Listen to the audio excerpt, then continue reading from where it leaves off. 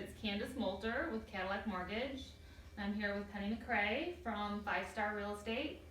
And we are here for our Home Wisdom Wednesday facts to help buyers. And I'd like to start off with our mission statement. We are here to serve, educate, and guide buyers in an effort to assist them in achieving their goal of becoming a homeowner. So I thought you had a question for me, Penny? I do, Candice. This kind of expands a little bit about what we talked about at week 1, and that is when the buyer, why it's important for the buyer to start with you first. What information are you looking for when the buyer calls you to start that process of qualifying them?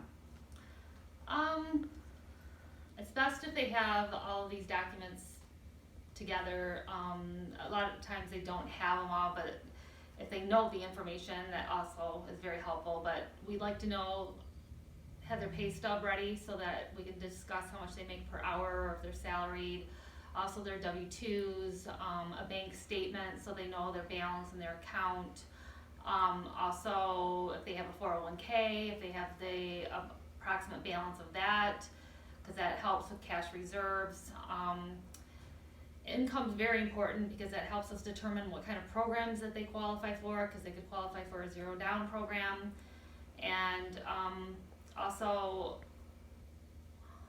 an idea of what they want for a house payment, because a lot of times when I pre-qualify them, I sometimes almost make them fall out of their chair because they're just like, there is no way I would want a house payment that high. And so I usually then will come back and ask them, well, what do you think you would like for a house payment? And I also need to know all of their debts, what their minimum payments are, and if they know their approximate balances, especially on student loans.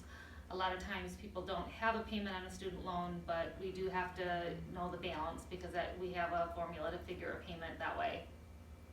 And usually that's about all I need, and I can then figure out what they do qualify for, and then they can send me their pay stub, and if they're using a down payment, they can send me a bank statement. We can usually give them a pre-approval letter, email it to them within the hour. So Wow.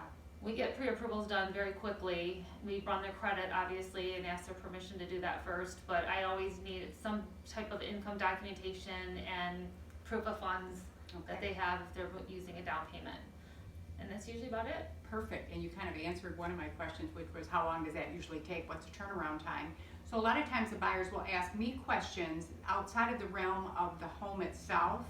And so whether that be an inspector or whether that be an appraiser or whether it be Candice when it comes to the lending questions. So it's real important that through this process we keep open communication with everybody involved so there's no misunderstanding, misinterpretations. Candice does what she does fabulously, and then I work on the home end. So thank you, Candice. You're Great. welcome. Thank you. Have a happy Wednesday.